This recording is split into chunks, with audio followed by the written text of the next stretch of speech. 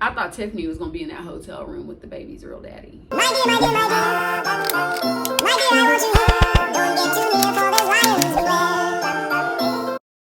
Hey guys, so I am back and I'm a week late, but it's better late than never. So we are going to do our last review for Insecure Season 4. This is the finale, Lowkey Lost. I'm going to recap the episode and then I'll give my thoughts on the series in general and the episode in general, just, you know, the whole season in general. We're just going to give a whole recap of my thoughts and feelings and all that good stuff. So I don't even feel like I need to say this, but obviously, first of all, it's a week late. So if you haven't watched the show, I don't know when you plan on watching it. Obviously, there's going to be spoilers in this. You can also, if you've never watched any of my other reviews of Insecure, you can watch the playlist, which I'll leave a link down below. So the episode is called Lowkey Lost. It's the finale. We open with Issa at like an open air market. She's talking to a lady about the difference between funeral flowers and fun flowers. And she's meeting up with Lawrence. Lawrence has great news. He got the job. Yay, Lawrence, which means that he will be moving to San Francisco. So he's talking about what opportunity it is. They're gonna give him his own team, corner office, a relocation fee, and that leads to him asking, you know, is distance a deal breaker for them? And Issa says, no, it's not, that she could make it work. For San Francisco's only 45-minute flight from Los Angeles, and if things keep going good, she could potentially move out there. And, you know, it sounds like, oh my God, you would do that, but they were in like a 5-year relationship prior to this, so it's not that big of a huge move. They have a long history with each other, so everything's going good. Issa's basically saying she just wants to surround herself with the things and people that make her happy, and Lawrence makes her happy. So it's really cute. Yay them. So next we cut to Molly and Andrew, and they're at a work event for Molly. She's there with her firm, and you know, it looks beautiful. They're having a good time. BJ, who's one of her coworkers or something, comes up and asks if they were going to go to, I guess, like an after party or somewhere after the event, and they start to answer at the same time. Andrew's like, no thank you, and Molly's like, sure. So Andrew's hesitant about it. Molly, she doesn't try to say she convinces him, would seem like she was begging him. She wasn't. She was just like trying to get him to go, and he basically concedes like he always does, but you can tell he's irritated by it. So we'll get to that later. Next, we see Issa at Nathan's shop. So as we learned last episode, Nathan and I guess a couple of his coworkers or the barbers there, they pitched in to buy the actual barbershop that they work at.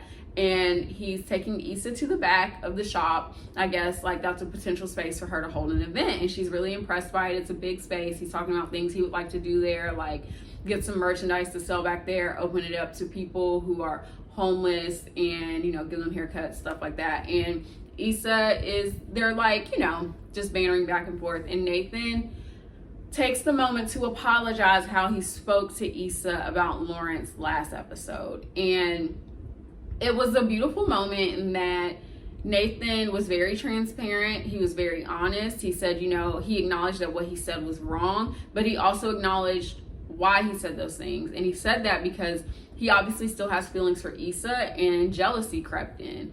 So Issa lets him know, like, she appreciates him basically apologizing, but she's like, I'm with Lawrence now, and if that's going to be a problem or if that's too much for you, let me know, because that's who I'm going to be with. And Nathan's like, it's not going to be a problem. I'm not going to try to do anything to like cause you discomfort or whatever. So that was a nice moment between those two, that they kind of had that resolve. I mean, obviously it's not like Nathan's feelings are just going to disappear. And I mean, I believe Issa has feelings for Nathan. I just don't think that they're that strong. I mean, he just kind of came in the picture, left abruptly, and then he came back in, and they're like trying to build a friendship. Can it get complicated? Possibly, and most likely. So next we cut to Molly and Andrew coming back to her place, and she's like, I'm exhausted, I'm gonna take a nap. And he's like, look, looking for Latoya, I'm about to watch it, it's the finale. And she's like, no, you better not watch it without me. And that irritates Andrew. And basically he's like, of course, everything's on your time. And she's like, excuse me, what? And basically Andrew starts putting it on the table. He's like, anything that you want to do, I do it. Anything that I want to do, no matter what it is, it's a problem. Obviously, this starts like a confrontation between the two. And Andrew's basically voicing how he feels like this is like a one-sided relationship. If anything doesn't go Molly's way, Molly's gonna throw a tantrum. That's how it's been the whole season. And even when they met, it's always been that way.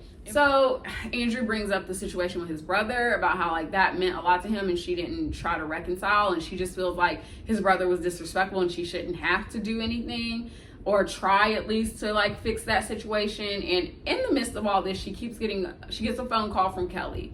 Kelly calls her right back after she declines it. She answers the phone.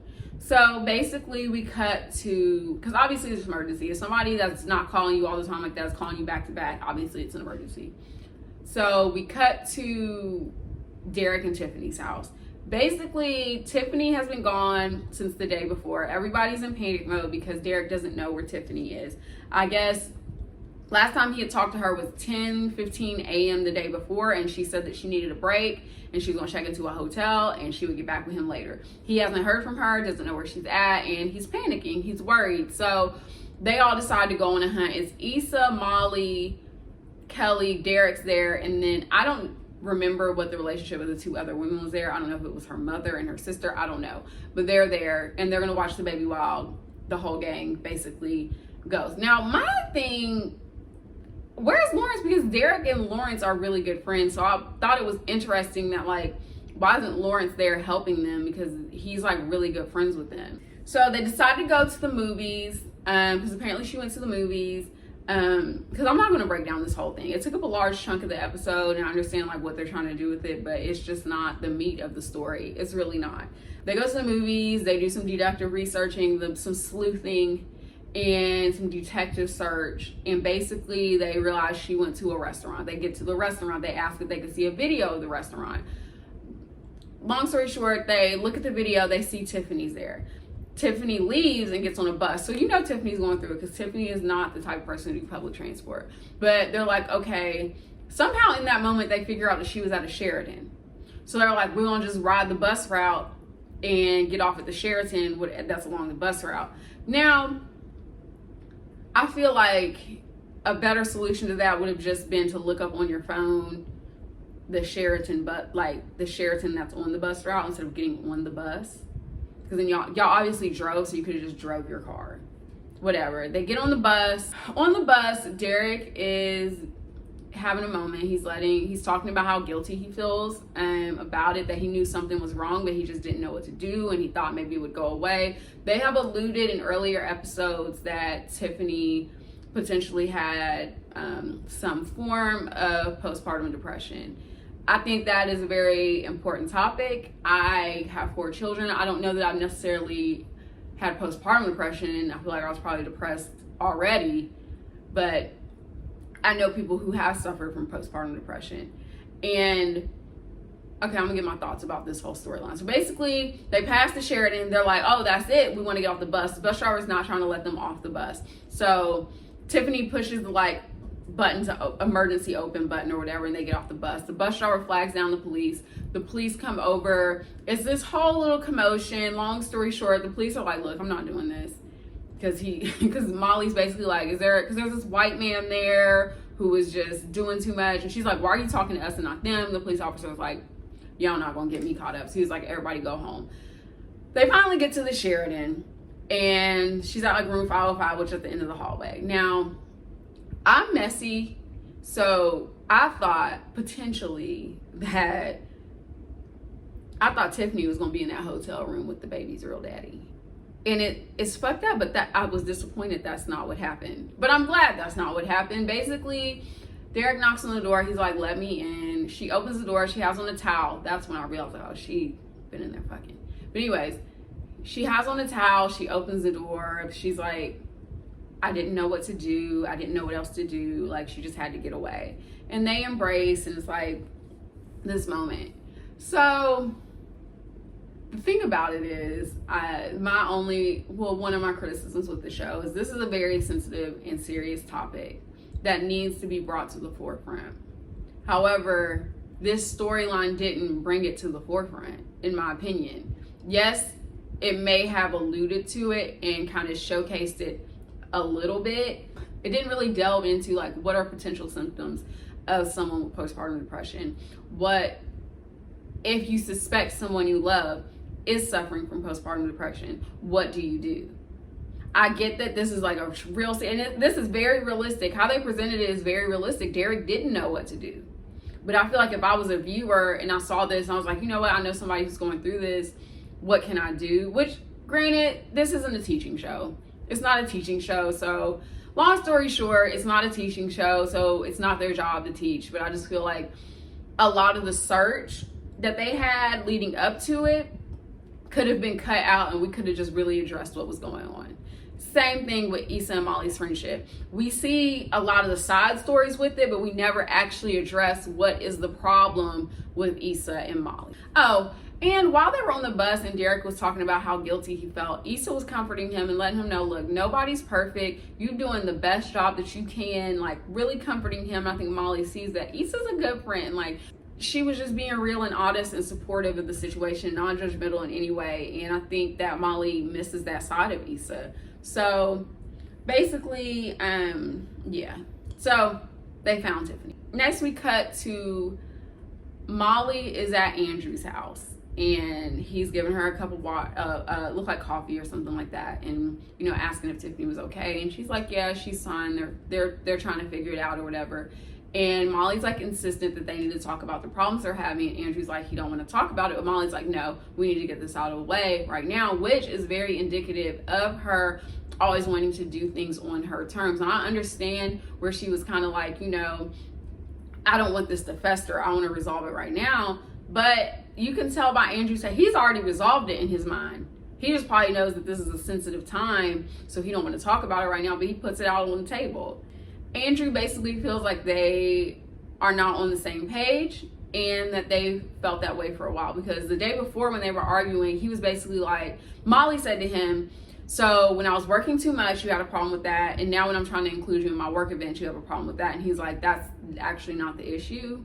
The issue is that you don't bend at all. She's just so stagnant and like rigid that she doesn't bend to anyone else. It's just Molly's way or no way at all. So when they were having that conversation right in that moment, he's like, look, it's been this way for a while. I just don't think we're in the same page. And Molly starts basically pleading in a way like, we can work this out. I'll go to therapy. I'll do better. And he's basically like, what are you even fighting for? Because she's like, this is the furthest either one of us has gotten a relationship. And when she said that, I was like, so you're just fighting for the relationship, not necessarily who you're in a relationship with. You just want to say that you're in a relationship so bad that it doesn't matter if you're hurting yourself or you're hurting the other person, or if you're trying to force something, because that's how Andrew feels. He feels like it's being forced. And he's like, it shouldn't be this hard though. If we were supposed to be together, we shouldn't have to fight this hard to have a connection. Next scene. So the next scene, we see Issa at her place. It's after the events of Tiffany going missing, and Lawrence shows up, and he obviously is in some distress, and he lets her know that Condola came by the night before. So I'm not even gonna break down the whole conversation, because that don't matter. The thing is, Condola is pregnant. He found out the night before Condola is pregnant. Now, I'm gonna put up a comment from somebody who watched the video, who it was like maybe 4 episodes back, that predicted that Condola was pregnant. And ever since she said that, I was like, Condola gonna be pregnant. Something like that was gonna come up. Now, the way they presented the situation was, I don't know how far along Condola is. We don't know. Did she just find out she was pregnant? When was the last time they was fucking? We don't know all that. We just know Condola is pregnant and she's keeping the baby. And in that moment, Lawrence is like, why are you keeping the baby? This is not what we want. They alluded to the fact that maybe in her previous marriage she was pregnant and had an abortion, and she said she's not doing that again. And Lawrence is like, why? Like, he's basically like, I don't want this baby. It's not a good time. We ain't together. And she lets him know it's really not about you. You can be as much involved if you want to, and you cannot be involved if you want to. Basically, I'm good either way. And I feel like on the show, Lawrence has presented himself in a way that if there's a baby involved, he's going to be in the baby's life. I mean, but we never know, because niggas can disappear at any given moment. When he's telling this to Issa, obviously Issa's upset about it. She has a lot of questions, like, does this mean you and Condola are getting back together? Which is a fear that I could see that someone, if you're in love with someone and that person's having a baby with someone else, I could see where you would think potentially y'all are gonna be together now because you're having a baby. But that's not necessarily always the case. I can't vilify Condola. I don't like Condola. It's been fuck Condola this whole time. But in this scenario, I can't vilify her, because if she's choosing to keep the baby, she's choosing to keep the baby. It is what it is. I think that as long as she allows Lawrence to be in the baby's life and they can co-parent productively and in a healthy space, they can make it work. Obviously, it may be a little difficult. She may have feelings. Condola may have feelings for the fact that they broke up and he immediately got back with Issa, but that don't have nothing to do with the baby. And Issa, I think that it would be hard for Issa to not be resentful, but that doesn't mean that they couldn't make their relationship work, that Lawrence and Issa couldn't make their relationship work. What I think is Lawrence still going to go to San Francisco? Is the question I have. Is Lawrence still going to go to San Francisco? Would Issa still potentially go to San Francisco with him? Like, there's a lot of dynamic. Also, what's the timeline of this? Because they weren't together that long, and it seems like they broke up in December. Early December, end of November. That's when the Thanksgiving episode was. All of this seems like it's happening, I would have to say, either February, March, because the block party was at the end of January. So how far along is Condola? We don't know. I don't know. Many questions. Like I said, I can't vilify Condola until we see more from the situation. I personally think, so basically, we see Issa alone in her apartment, and I think that she broke up with Lawrence. I think that might have all been too much for her, and she broke up with Lawrence. The last and final scene is we see Mercado, which is the Ethiopian restaurant that Issa and Molly usually meet up at. It's been around since the first episode of the first season. And we see Issa walk in, Molly's at a table, and Molly tells her basically, I'm glad you came. And Issa's like, I'm glad you called. So they sit down, they're obviously gonna have a talk. I don't have a problem, like, that sounds weird. I don't know these people, they're not real. I don't see an issue with them trying to mend their friendship. It's unfortunate that it's going to take both of them having their hearts broken to bring them back together. But if they can actually see the root of what their issues were with each other, they can always build the friendship back up. And maybe that's the support they need to get through. So both of the situations that they've gotten their heart broken in at the current state of their lives in this episode, that's a lot of words, but anyways, are reflective of their judgments of each other. Issa's telling Molly, you don't listen, everything's about you, like, you're selfish, and just cold and rigid. And those are all things that basically Andrew was telling Molly. And then Molly's criticism of Issa was, you're messy, like, you keep drama up in your life, like, you know. And the thing is, that situation is messy. Even though she told her from the beginning, the Condola situation's messy. But at the same time, it just happened that way. It wasn't like an active, like, keeping up with the bullshit. It's not like Issa was fucking with Lawrence while Lawrence and Condola were still together. Like, in her mind, they were separated. But now there's this messy situation. And it's kind of like, could this have potentially been avoided? I don't think so. I don't. The thing is, those are situations that happen in real life. I I've never been in that particular, maybe because I didn't have 4 kids, and who knows, my baby daddies might have been in a relationship and had to just, I don't know, it's messy. My overall thoughts on the season, I enjoyed the season overall. I think there was a lot of filler. There was a lot of filler episodes. And the thing is, they gave us 2 extra episodes this season. And it went by really fast, but it was still a lot of filler episodes, in my opinion. That was just like a lot of stuff. It might have been like comedic relief for some things, I get, but some stuff was just like forgettable and kind of unnecessary in a show that's really only 25 minutes long, and you only get 10 episodes. I just feel like there was so much. It was kind of felt like they were like, we've been on a 2-year break, here, take this season. And I don't want it to sound like I don't love this show, because I love this show. I think that I'm gonna always keep watching this show, and I love this show. But I do think there was a lot of filler, a lot of stuff in there that could have been left out, and some other things that could have been addressed in the season. But am I gonna watch next season? Of course. Am I gonna review next season? Hopefully. So sorry it's a week late. If you watch this and you have thoughts, feelings, comments, leave them below. You can follow me on Instagram, Twitter, Facebook, all that stuff, Snapchat. I don't be on Snapchat, but at Ugly Witty. You can listen to my podcast, Chicken Soup for the Hot Girl Soul. You can listen to my other podcast with my family called The Real Sisters Podcast.